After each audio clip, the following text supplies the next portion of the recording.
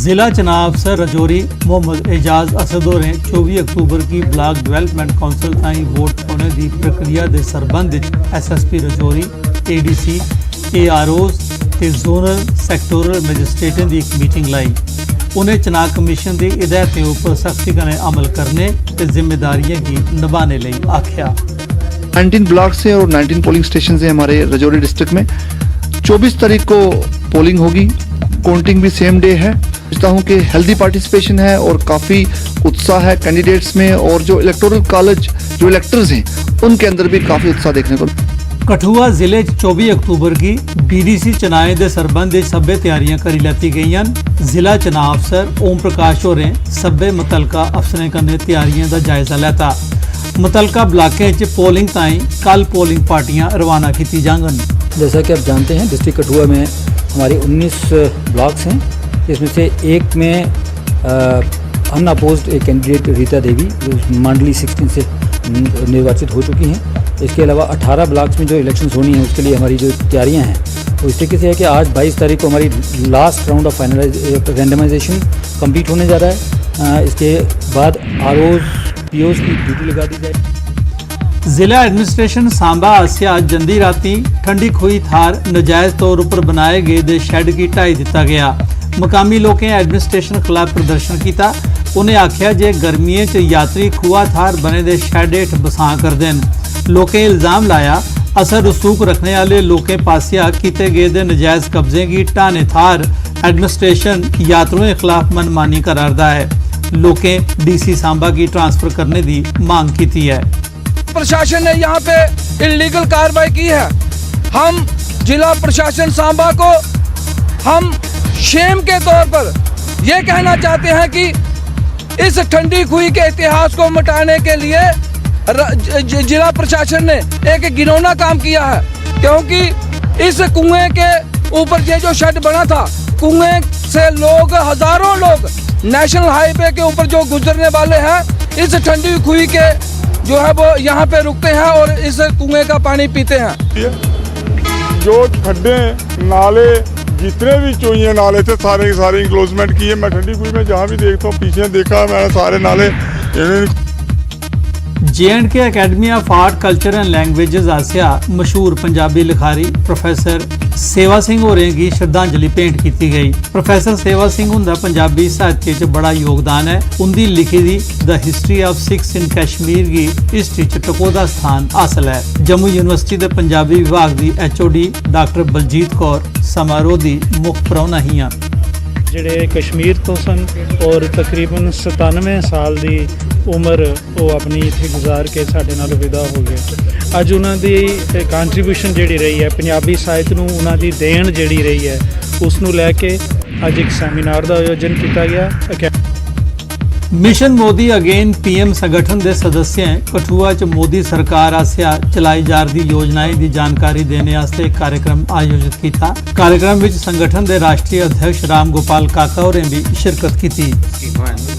लोग अपनी आयुष्मान जनधन योजना स्वस्थ भारत जितनी भी स्कीमें हैं ये सारियां ही लोगों के घर घर तक पहुँचानी हैं और ये कन्ने कन्ने असीं लोगों का बड़ा सहयोग मिला रहा है। जिहदा उद्देश्य या लक्ष्य ਜਿਹੜਾ ਉਹ ਇਹ ਹੈ ਕਿ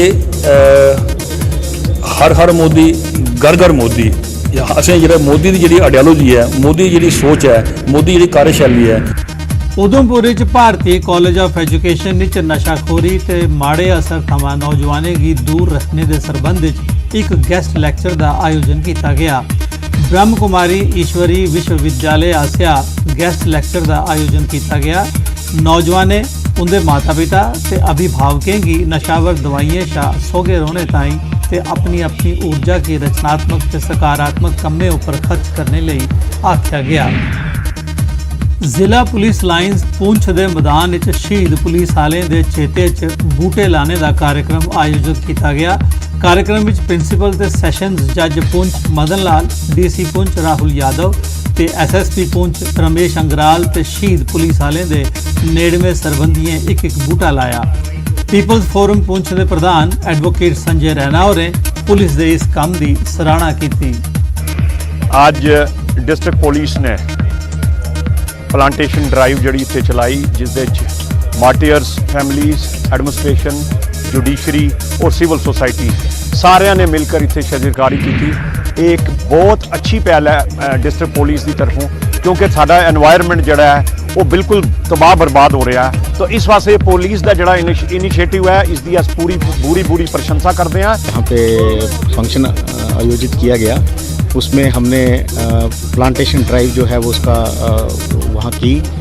इस प्लांटेशन ड्राइव में हमारे जो अफसर थे उन्होंने पार्टिसिपेट किया। मार्टियर्स जो फैमिलीज़ थी उनकी तरफ से भी हमने जो है वो प्लांट्स जो है वो प्लांट किए, लगाए, ताकि उनकी याद में ये जो चीज़ें हैं वो चलती रहें और हम इसी तरह से अपने शहीदों को जो है वो अपनी यादों में समाये रखें। अखनूर सैक्टर के जौड़ियां कस्बे के वार्ड नंबर 5 श्रीमद भागवत सप्ताह का आयोजन किया गया। इस दौरान कलश यात्रा भी कढ़ी गई। कलश यात्रा जौड़ियां बाजार थमां शुरू हुई है, ऊठा ग्रां दी नदी तोड़ी गई। स्वामी रामानुजाचार्य और भागवत कथा सुनाई। नगर वासियों के लिए यही शुभकामना है। कथा का यही पावन उद्देश्य है कि सब लोग कथा के माध्यम से सुख समृद्धि को प्राप्त करें, सुख शांति सबको मिले कथा से, और यही सबका एकमात्र उद्देश्य होता है कि हमें सुख शांति मिले। संसार में जितने भी क्रियाकलाप किए जाते हैं, चाहे धन संपत्ति का जो है एकत्रीकरण हो या कोई भी कार्य क्रियाकलाप हो, सबका उद्देश्य यही होता है कि मुझे सुख मिले। तो सबसे बड़ा सुख तो भगवान की कथा से मिलती है। इत्थे वार्ड नंबर 5 श्री राजकुमार के घर सप्ताह भागवत सप्ताह कथा जी शुरू हुई है और अज की कलश यात्रा जी कढ़ी गई है। सारे राजौरी जिले च ब्लॉक डिवेलपमेंट कौंसल के चुनाए ताईं किए जाने वाले चुनाव प्रचार प्रसार के खीरी दिहाड़े बीजेपी के आज़ाद उम्मीदवारें डटिए प्रचार प्रसार किया। आज़ाद उम्मीदवारें खालिद चौधरी ते आफ्ताब मजीद होरें अपनी अपनी जित का दावा किया। जो भी पंचायत की प्रॉब्लम है उसका मैं हल निकलवा लूँगा, और जहाँ पंचायत घर पहले नहीं बने हैं वहाँ मैं जल्द पंचायत घर बनाने की कोशिश करूँगा, और पंचायत की जो भी डेवलपमेंट है उसको मैं तरजीह बुनियादों पर मैं उसको करने की कोशिश करूँगा। पार्टी है ये इनका मैनिफेस्टो है, वे दसन का कुछ और में तो पढ़ देंगे पीछे कुछ इनकी और पॉलिसी में, जिस तरह बैंक वालों को इंटरेस्ट रेट दसनों को कुछ है तो लाण को कुछ है, इसी इनकी भी पॉलिसी है। तो जनता इस बार तब्दीली चाहे तो जनता नौजवान लोगों का मौका देगी। तो